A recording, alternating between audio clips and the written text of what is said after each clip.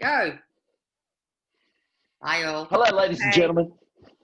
Hey, good to see you. We're back. We're back again. Let's hope somebody watches us this time. Who cares if they don't? That's fun. I couldn't I don't care care. less. There's our regulars. They're the main ones. That's exactly right. Hey, I got this for my my brother in Canberra. What is it? Can't see it. Oh, it's a pop vinyl. Babe Ruth. Yeah, it's what do they call them? Pop vinyl. Funko Pop. Oh, Funko Pop. And even though he is a Red Sox fan, he is a huge Babe Ruth fan. Oh, okay. So very good. My daughter. So I got that. I got this for my niece's son, who has turned his back on the West Tigers, which I totally understand. The rugby league side. Yeah. And I bought him that, so it's a little Panthers thing. Oh, isn't that cute? So I got to send that to him, actually. How old are they? Your week been so bad? David would be what? 7, 8, I think. Oh, still kids. Yeah. Very good. I would have thought of nothing else than to support the Western Suburbs Magpies. My dad was a Magpies, I got taken to my first game when I was a baby, so my first recollection of a game was a trial match. And back then, even trial matches were huge. And it was a Belmore against Canterbury. And it was pissing down raining. And I remember it a lot because everyone was bigger than me. I was, I'd say probably 7, I think, from memory. Yeah. And so we're talking 1974, or 75. So I would have been 8. Yeah, so I was 8, so 75. And I can close my eyes and I can tell you where everyone was, but I couldn't see the game because everyone's here. And I'm here. And in my memory, all I can see is rain coming down, the lights, the old Belmore lights, just there. And everyone around me. And my dad just go, this is just stupid. That's it. We're out of here. But my brother Michael was there. My brother Jerry was there. My brother Martin was there. My dad was there. And I remember that vividly. The other big memory I have of that time was a round robin competition that they would run every year at the SCG. Yeah. And it was every single team playing each other. Yeah. And there were 78,000 people at the SCG. Oh, and it was on the hill. That's huge. We were on the hill. Yeah. So you couldn't even sit. No. Like it was stand the whole time. Yeah. And it was Balmain versus West. And Balmain smashed them. Larry Corowa, magnificent footballer. Yeah. Just was scoring try after try after try. And that was it. We were like, nah. So even from a young age, I learned I hate crowds. Yeah, no, it's horrible. You can't enjoy it.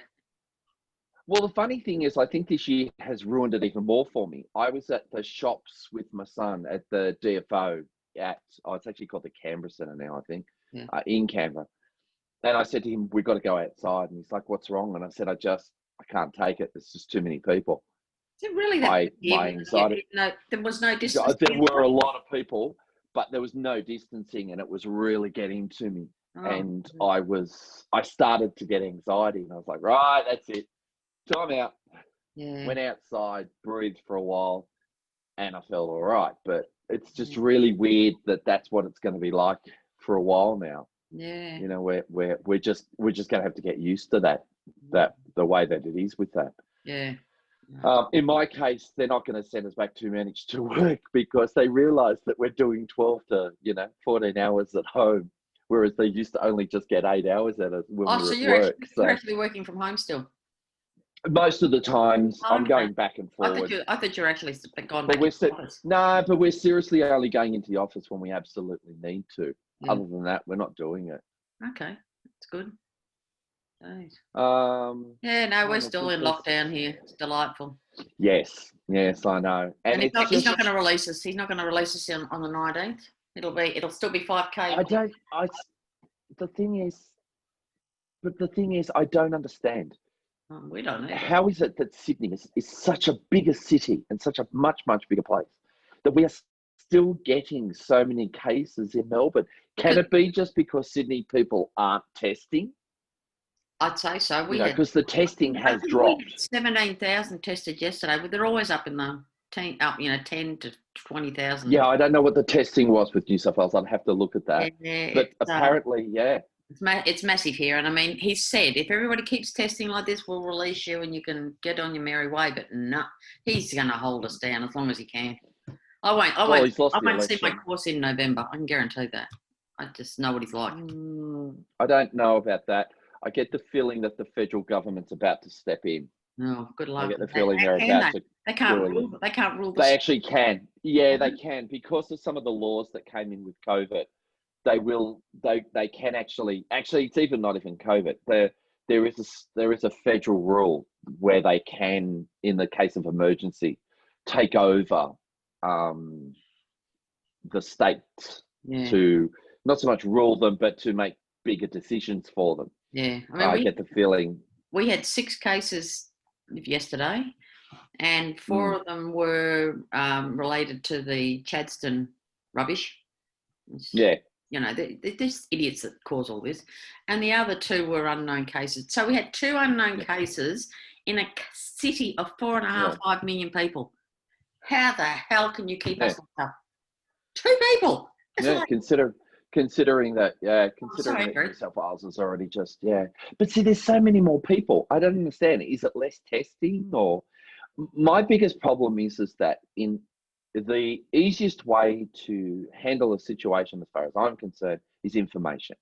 You give people information, you constantly tell them exactly why things are happening, what they're doing to solve a crisis, and we move on. And that's IT, because, we have a problem, a solution, and a way to fix that. That's right, exactly. So we put together the plan, and then we go, right, this is what we're going to do, and we tell everybody. Well, that's what the roadmap. This is when your systems That's what the roadmap's all about. But Yes, but the roadmap keeps changing every day, and he won't. I'll tell you what. He won't answer the questions because he'll say, "I have to go away and find it." He never comes back to it.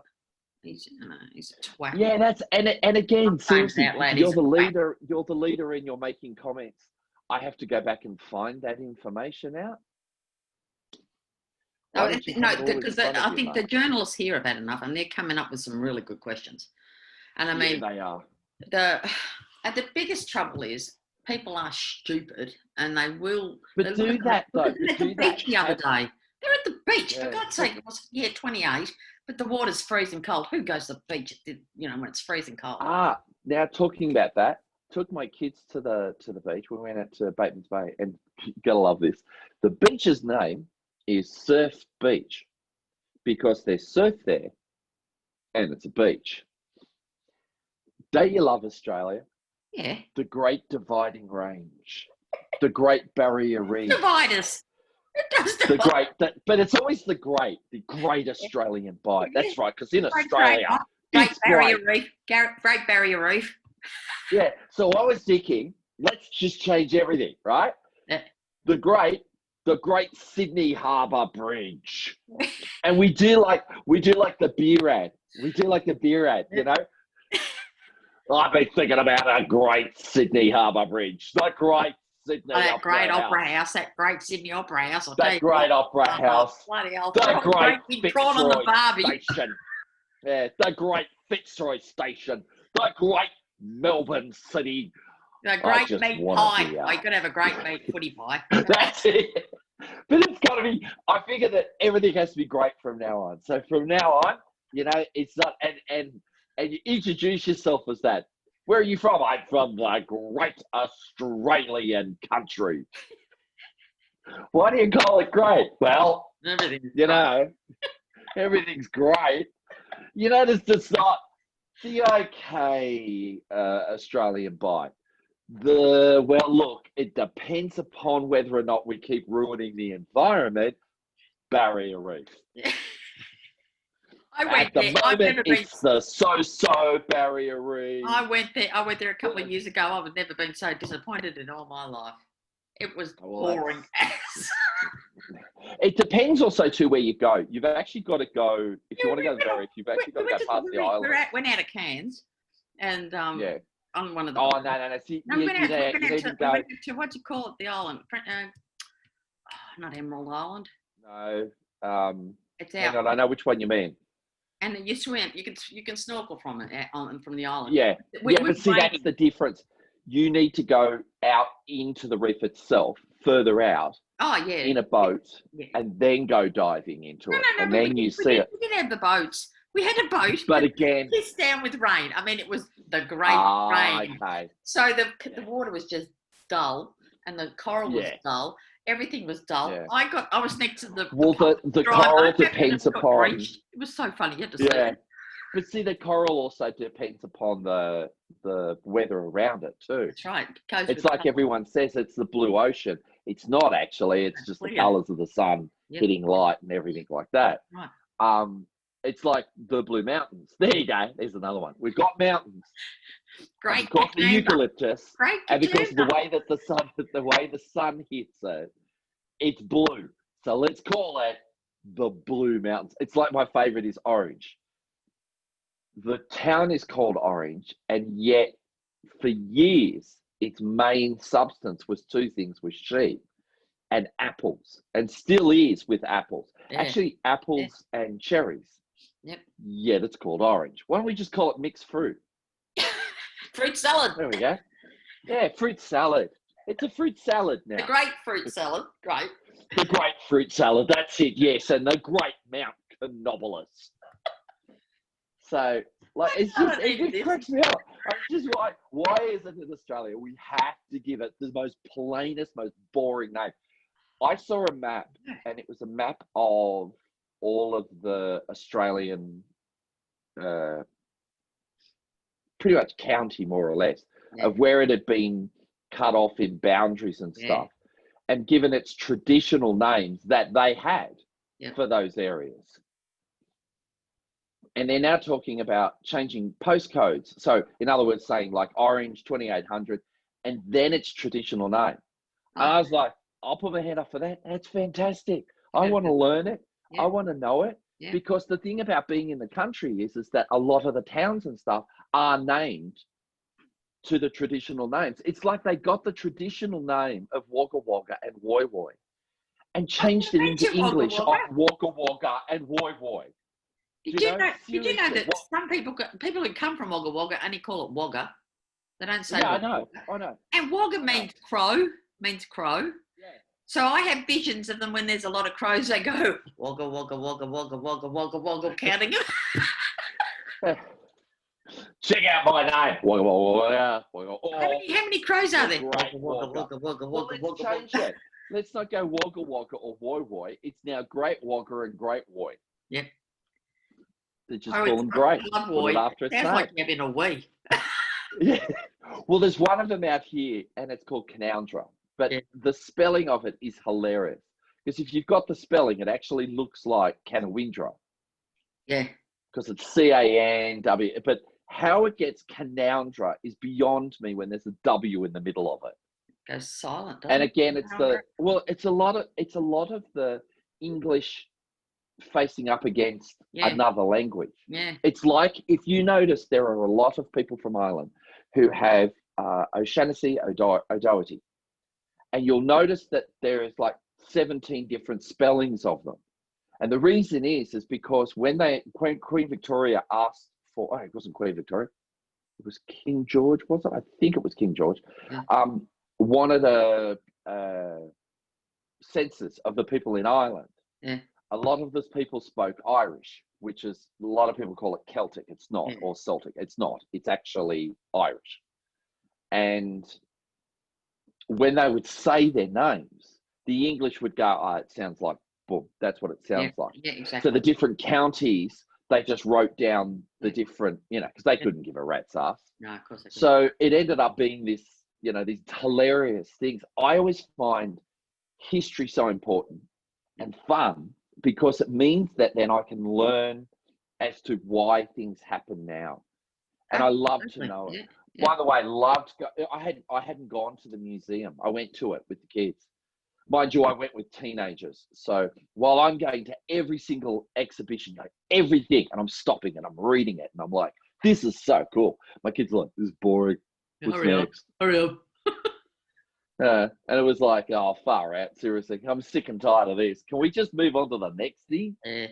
Oh, no, come on, let's move on to the next thing. Whereas I'm like, oh, I just want to read it, you know? So I'm going to go by myself.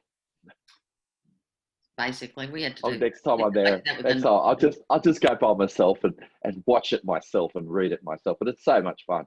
Of course, that is the great Australian National Museum in Canberra, the Great Canberra. Sorry.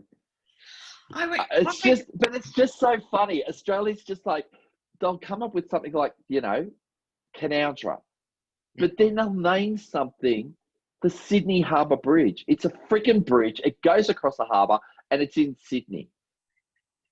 You know? I don't know why they didn't give it some fancy name. San Francisco calls this the Golden Gate Bridge. Yeah, because it shines gold. At least it shines gold. Yes, but at least that's my point. Isn't Sydney known as the Silver City? There's a lot of cars and trains going on it. But isn't Sydney known as Silver City? Sorry, yeah, but wasn't its name called Silver City? Ooh. Isn't that John Williamson's play about Emerald City? Emerald City.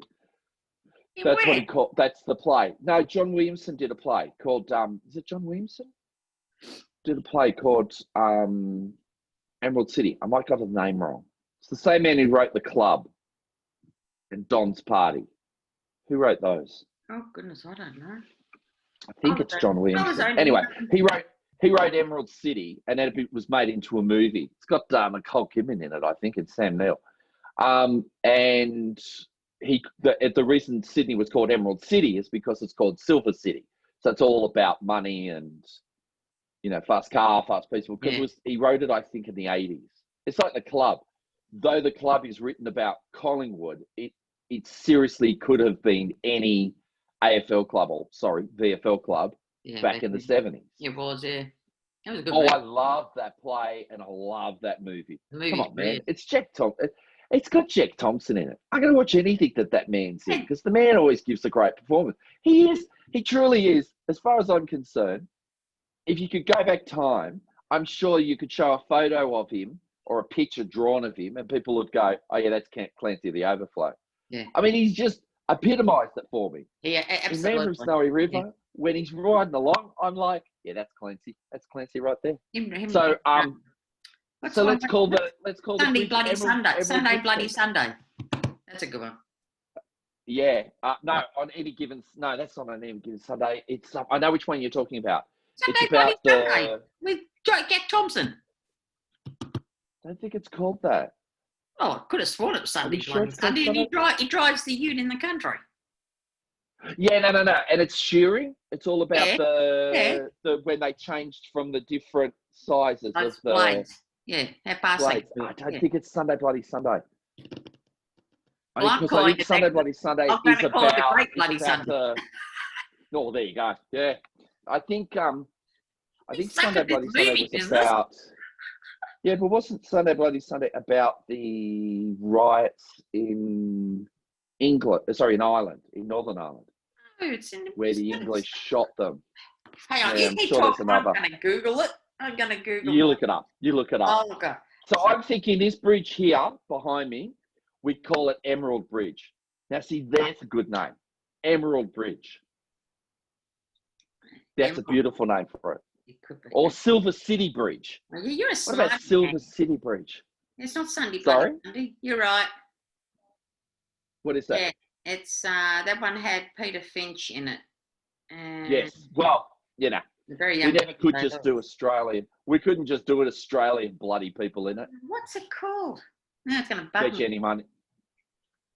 What's his name? Jack. Now it's going to annoy me. Do you remember his ads?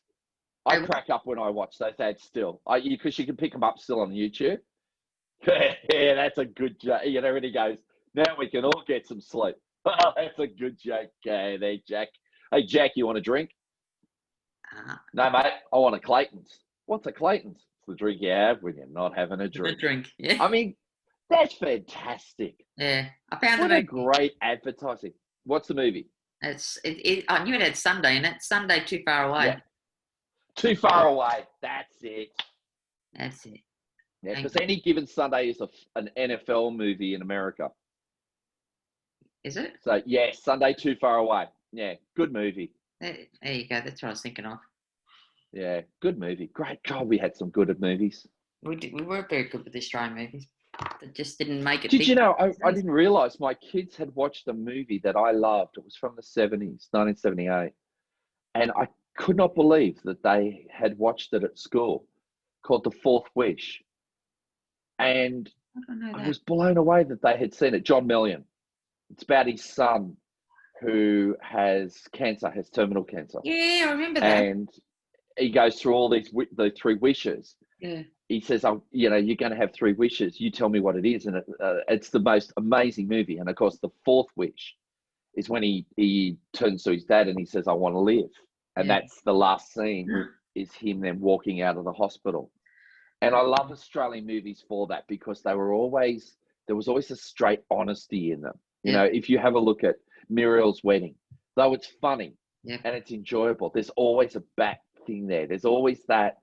I like Australian movies because it's kind of like they slap you in the face at the same time they're making you smile. Yeah. Because they want you to realise that there is and that's what I love about it. Australian movies have always been about, you'll get your occasional stupid ones and they're fun and everything, but there's always something about them that just, hits you and pulls you back into where you need to be. Yeah, and I'd love to see, here's an opportunity for them to resurrect a whole industry and start making some movies in Australia and start putting money into it. I mean, look at Hemsworth. You've got to love the man.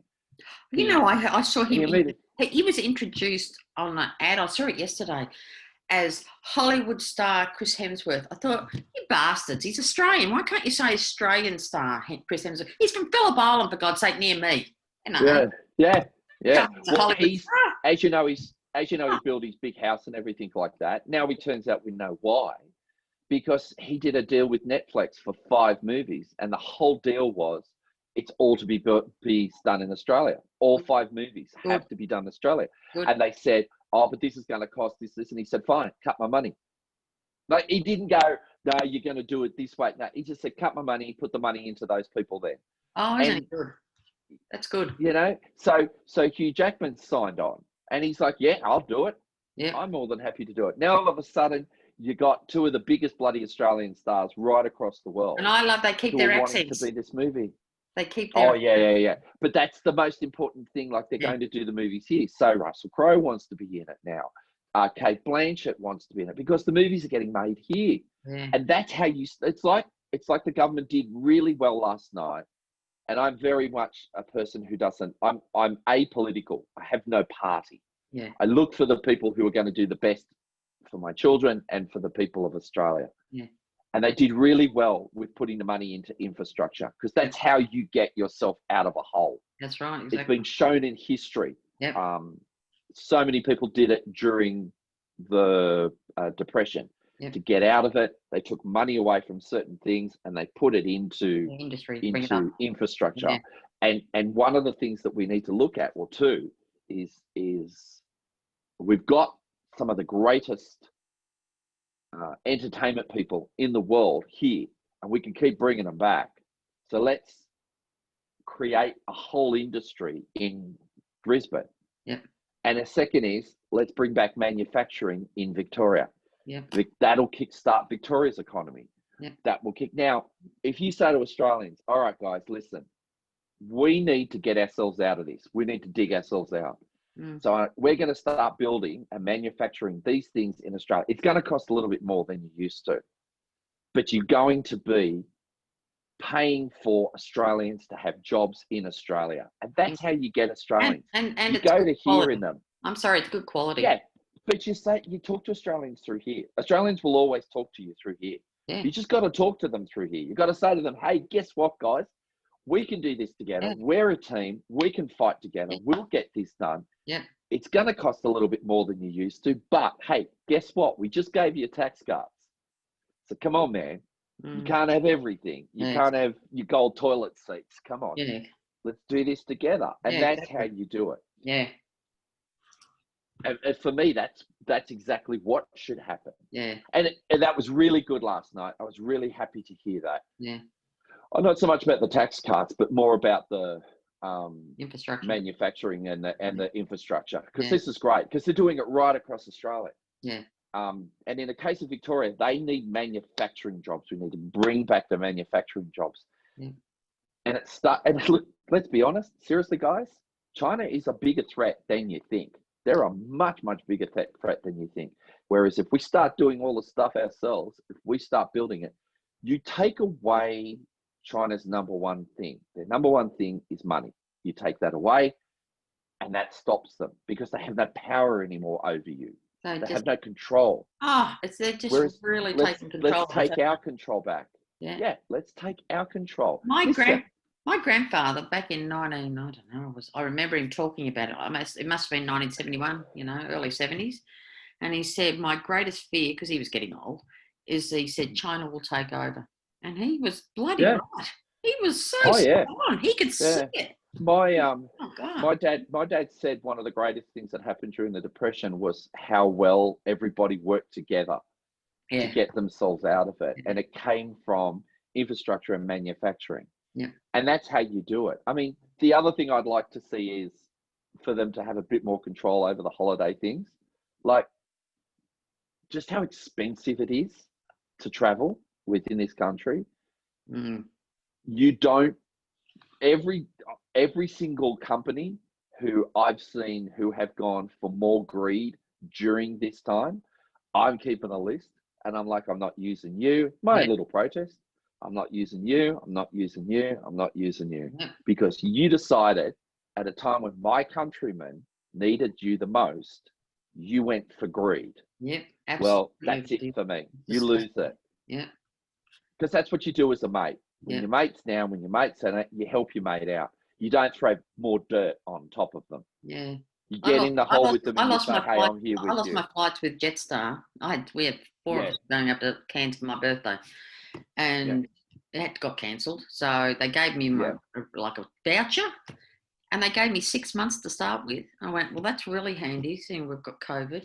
And now they've extended it another 6 months. Well, thank you very much, Jetstar. You really are lovely. No, you're not. Yeah. They're not going to give a crap about it. I don't want to take my holidays when you tell me to take my holidays. I want to take it when I want. That's it. That's exactly right. And we can't all just snob anymore. Like, it's amazing how many people at my job have not been taking holidays because there's nowhere for them to go that's cheap enough. Yeah.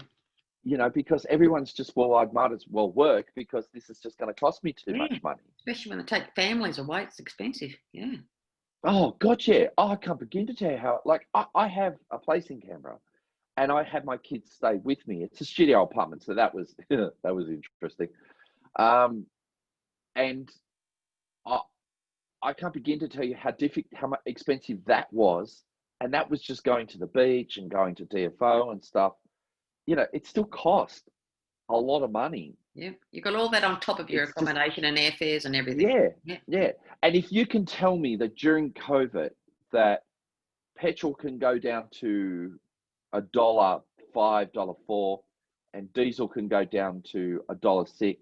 Well, can't it be all that year? You're now saying that you can get it at this price, and that you're saying that you needed to do it, and your usual excuse, barrel prices. Well, barrel prices are lower now. So it's those kind of things. Yeah. It's all the little things. People won't spend if they constantly are getting shafted. Exactly. So you can give us tax cuts all you like, but unless you're bringing in jobs, unless people are getting paid, unless things are getting for money, value. We're not talking about cheap. I'm not asking for cheap. Yeah. But I am asking for the fact that you don't increase your prices during this time. Well, because that's what you're supposed to do. So what are you paying for a litre of petrol?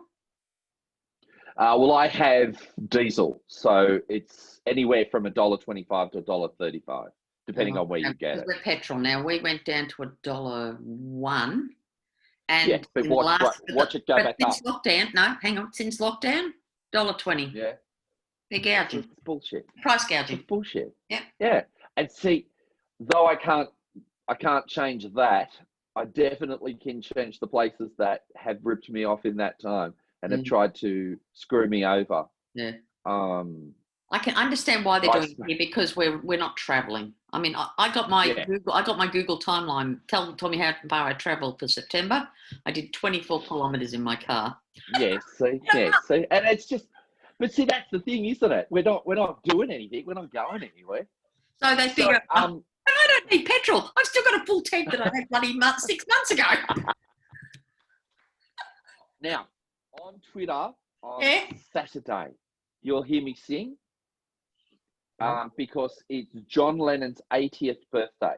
Yep. And they've asked people all across the world, anyone who's a John Lennon fan, which of course I am, to play one of his songs. Yep. So I'm going to be doing one of his songs. So it's Saturday here, Friday there. So I'll be releasing it like late Friday night. Okay, as it goes into Saturday. Yeah, cool. Yeah, and I think you tag the John Lennon Twitter in, and then hashtag it. So, I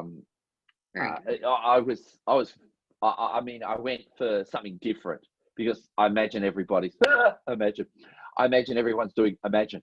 Yeah, they will. Or Beautiful Boy, or what's the one he does for Yoko? Yeah. Or anything like that. Probably a lot of people will do Give Peace a Chance. Yeah. Very. Whereas I'm going for 80. Well, he would have been. So in other words, he's been dead as long as he was alive, because he was 40 when he died. Yeah, 1980. Yeah. Yeah. So he'll be as dead as long as he was alive. God, I can't imagine. So it means 40 years. Paul must be pretty close to that age too. He is. Yeah. God. I think I'm being hassled here to cook for my children. So let me just double check this. Oh, that's okay. No, we've still got some time. Hey, I'll read one of my little limericks. Hang on, I'll get my hat. Hang on. Yeah, please. Oh, there's the hat. I love the hat. Actually, when I went through Cowra, I saw the CWA sign and I started cracking up. I started cracking up. I immediately just went bang, thought of you, and just started laughing. My kids were in the car with me and they're like, "What are you laughing at, Dad?" I go, "That's a long story." Thinking you're a weirdo. Okay. All right. Yeah, this one's called Who's the Kaye? Okay, it's about me. Okay. Right. Okay. Who's the Kaye? Who's the Kaye that was born in May? She loves to laugh and play all day. When it's quiet, she runs amok, just to see her cluck like a duck. She will make you laugh out loud, especially when she's in a crowd. Her zaniness is her love. It fits her so, just like a glove. A friend to all that are so true. Kaye won't let you ever be blue. So watch out, world. Kaye's are coming. Her stand-up shows will be a buzzing. Yay! A joke too. Hang on, I got a joke. That's cool. Oh, go. No, I'll leave my hat on. Okay. Okay. I'm in the Irish mood at the moment, as you can tell by Twitter. Yes, I've seen the tweet. Yeah, okay. Yeah. So Paddy in Dublin, he goes and visits his neighbour, Mrs. Dunn. And he goes, "How are you, Mrs. Dunn?" She goes, "Oh, I'm not bad, but I haven't heard from Nearly lately." That's her son. And he goes, "Oh, that's no good. Where is he?" "Well, the last time I got a letter from him, it was addressed from London WC1. Paddy goes, "Oh, well, I'm going to London next week. I'll check him out for you, see if I can find him." So Paddy gets to the London airport and he's walking along the corridor and I'm laughing myself there. He sees a door that says WC. So he goes in and he goes up to the cubicle that's marked number 1 and he knocks on the door and this voice goes, "Yes." He goes, "Are you nearly done?" And he goes, "Yes, but I haven't got any paper." And Paddy goes, "Oh, so that's why you haven't written to your mother." I love it. That's a good joke. I love it. Okay. That is a good joke. Yeah.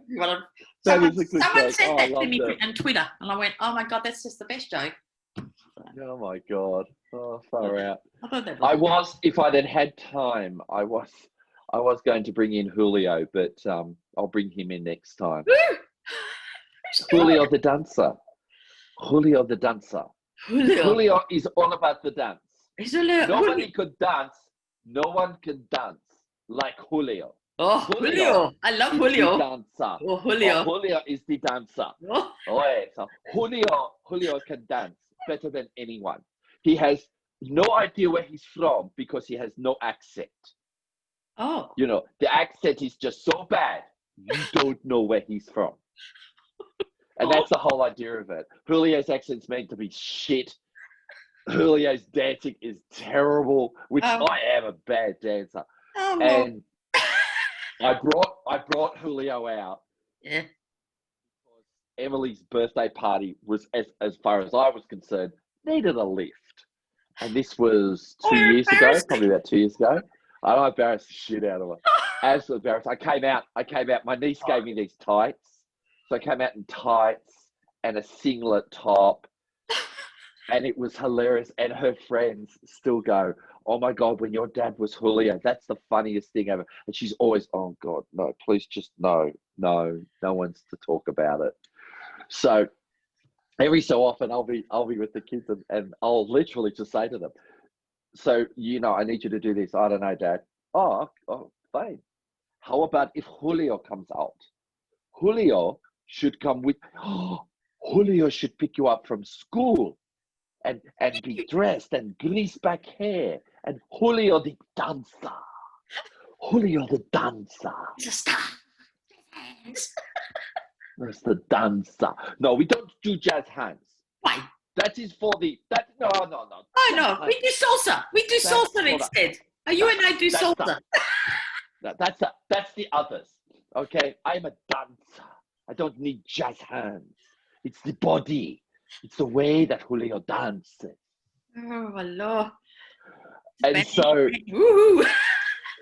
like seriously, Julio is one of my favorite of all the characters I've ever played. Julio is probably my favorite. Yeah. Because I just get to just go crazy. And one person said to me it's racist, and I went, "How is it racist? No one has this accent." I mean, he breaks from all these different types of accents, and his name is Julio. So unless it's a person whose name is Julio is pissed off, because when I'm asked where I'm from, I always go, "I'm from the dance. Julio was created from the dance. I'm Julio, the dancer. It's from the dance. How could you be so rude? I am the dancer." Oh my God. And so Julio just takes over. Oh God. Completely and utterly takes over. And it appeals to every part of my personality. It just appeals to every part of it. Oh God. And because I always think of it as the fact I don't get embarrassed because I don't care. And it's not that I don't care about people. It's just, I just couldn't be bothered that you wouldn't like it. And Julio is going to, like with when you do your stuff, Julio taught me how to just let it go. Just get out there and just be an idiot. And I've had Julio around for decades. Yeah. And it's really funny that you will always, whatever you do, there are always going to be people who dislike what you do. They're going to think, especially if you do the CWO stuff, there's going to be people who go, "Oh, you're being, this," or "You're being," and it's like with Twitter, okay? It's like with Twitter. God, yes. How you block that out, and how you move on is you literally make them part of that thing. So if they have a go at Julio and they call me racist, then I go, "Perhaps you are the racist. Perhaps you are sexist. Perhaps you do not like the dance. You are a dancist. You don't like the dance. How could you not like the dance? It is Julio, the dancer." And so it's all just about, oh yeah, you wait till you see him, he's crazy as. And I let go, but like with comedy, you've got to be 3 steps ahead of when you're doing the character. So I give myself a start, a middle, and a finish. And in between, I just throw everything in the air and see where the hell it's going to land. I play all different songs. And of course, what's wonderful is that a lot of the songs, especially now, are getting more and more for the fact of me being able to do something. Like I couldn't do WAP because, you know, I'm Julio, I'm a guy. So, you know, Wet House Pussy, the song, I couldn't do that. So I choose songs though, where I can be outrageous and stupid and think that I'm sexy and say things like that. Like I have the sexiest dance. And the sexiest dance must come from within. But the whole within has to come from like the growing up. It comes, yeah, when you say that, you go, it comes from the groin. It is the groin. That's where it comes from. And it moves up. And you lose your accent. And all of a sudden you start talking with another thing. And the whole idea of Julio is he's meant to be the most, excuse my language, fucked up person around. But he's so in love with the dance. And it's never dance. It's always dance. You know? He's so in love with the dance. The dance must be part of who he is. And so because of that, that's where I'm able to do so much more than I did with Elvis and things like that. Julio just takes over. And he's crazy ass. Oh, your kids he's just immediately really crazy. Proud of you when you do that. Oh, they hate it. They hate it with a passion. Julio embarrasses the hell out of them. I embarrass them 24/7. You know, Dad, what are you talking to me? Why do you talk to people when you go up and chat? Why do you talk to people? Why do you have conversations with people? Well, because that's the right thing. No, it's not. No, we all I know, I used to get told. But anybody else does, and it's fine. Yeah. But anybody else does it, and it's fine. It's just their dad can't be that person because their dad is embarrassing. I always think of it like this. When I'm doing Julio, if I can get them to what I call max embarrassment, where they just walk away, then I know I'm onto a good thing. Then I know, great, now I got them.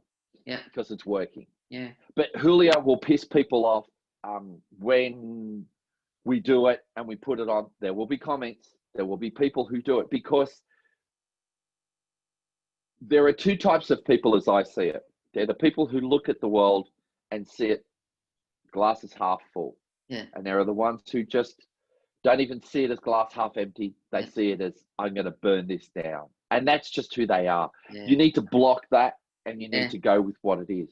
Look, if you will know if something is racist, like if I did Julio and then said that all Spanish people dance like this, then I deserve to get what I deserve. That's right, exactly. But if I just do Julio as a name, it's a character. And he's asexual, he's a country, he's a nothing, you know, he's just Julio.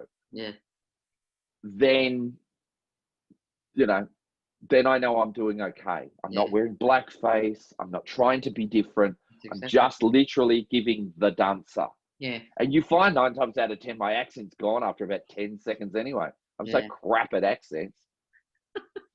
and Julio has, and when anyone asks you where are you from, I do it all the time. I say, Julio is from the dance.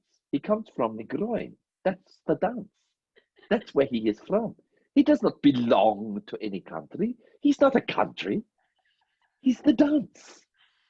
And he comes in all different sizes. I have a black and white one that I wear, like, you know, got a headband. Sweatband. A headband and two sweatbands. And a singlet top and shorts. And that's the aerobic. You need the netting singlet. Oh yeah, well that's the aerobic. That's the aerobic version of him. That's when he wants to teach you the dance, the physical part of dance, where you get to learn. You get to learn what the groin does. It's all about the groin and the bum at the bottom. That's right, the bottom. That's right. I got to do that one too. It comes from the bottom. You have to slap the bottom. It's important to slap the bottom. That way you get the kick. The kick. Oh, the kick. I forgot about the kick. Oh God. I don't know if I'll be able to do the kick anymore. I'm going to kick and bring my foot up like that. I can't do that now. I'm going to pull a fucking groin muscle. I'm going to pull a groin muscle if I do that Lord. one. I got to do that. I do it now. But see, the whole idea of him is to just piss fart around. So yes, he will be in soon. So I will bring him in, but he will be in right from the start. So you've got to be ready for it. There's no getting changed. He's just gonna come in. God. You got to do something for me, though, Kaye. Write down questions that you want to ask Julio. Oh, okay. And then I'll answer them. I'll answer them as Julio. And then once I've done this, and once I've had, then I need you to do the same thing.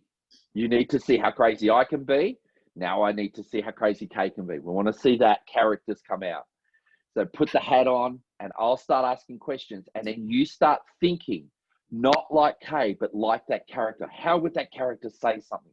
How would they answer a question? How can I answer it by being funny and by being stupid and letting that come out in it? It's like Borat.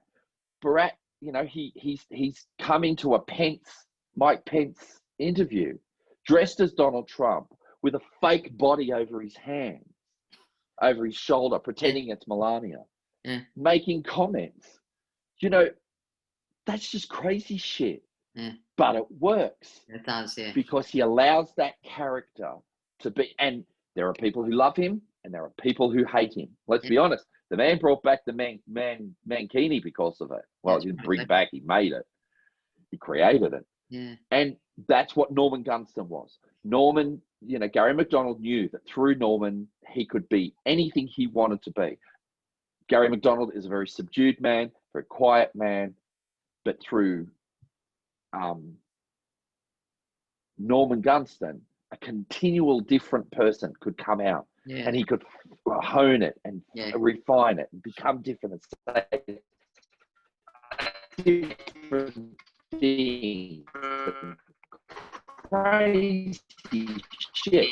I mean, here is the worst. Here is the one of the biggest things. Oh, okay. What about now? What about now?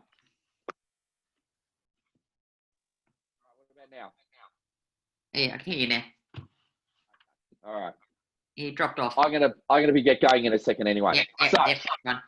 Julio will be coming out. We don't know when. No. You tell me when the next one. So let's do. I'll be in Canberra next Monday, so I can't do. Oh, I could do Julio Monday night. No, I'll be cleaning and stuff. Let's do Julio for next Wednesday. All right. Is that okay? Questions. I'm going to ask you all about. I'm going to ask you all about your mama. Julio, I want to know about your mother. Julio's mother, Marika. I remember Marika had 3 boobies. The reason that she had the 3 boobies was, well, we'll go through that later. Oh, it's going to be crazy, yeah. Okay, so we're doing Greek. So, okay. See what I mean? That's what I'm talking about. But that's what I'm talking about. You don't have anything in it. There are times when I'm doing him, right, that I'll be doing Julio, and I'll be going, but then again, would I dance like that? Yes, Julio would dance like that. So, and that's what I do. I break from the accent. I throw it out the door, and I come into my accent, because I don't want him to be anything else but the weirdest fucking shit person you have ever seen in your life. As I said, there is always someone who's going to say something about it. There's always going to be, because that's life. That's the way people are.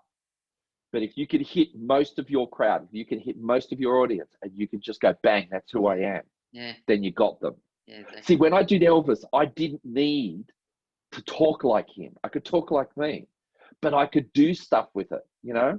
Yeah, exactly. I could come up to people and sing to them and go, you know, I'd put the worst line in the world, but I would put a Hawaiian lei on them, and then I'd go, now you can tell people you were laid by Elvis. Yeah. Now, that's a terrible sexist comment, but people loved it. Yeah. It didn't matter who you said it to, they all laughed. Yeah, they all thought it was hilarious. Yeah. I think it's a terrible thing to say, but people thought it was hilarious, so I stuck with it. Yeah, and it worked. And that's what I'm talking about. It's just, Julio's just crazy. You're going to find he's totally and utterly crazy. Okay. I will be moving back and forward through the screen. I'll be everywhere. I'll be back around the whole time. It will become crazy as, but that's the character. That's who he is. Then he'll sit down and then he'll start talking about the time when he lost the dance. Oh no! It was during the time of the 90s and everybody was doing grunge. But Julio found the dance. He found the dance.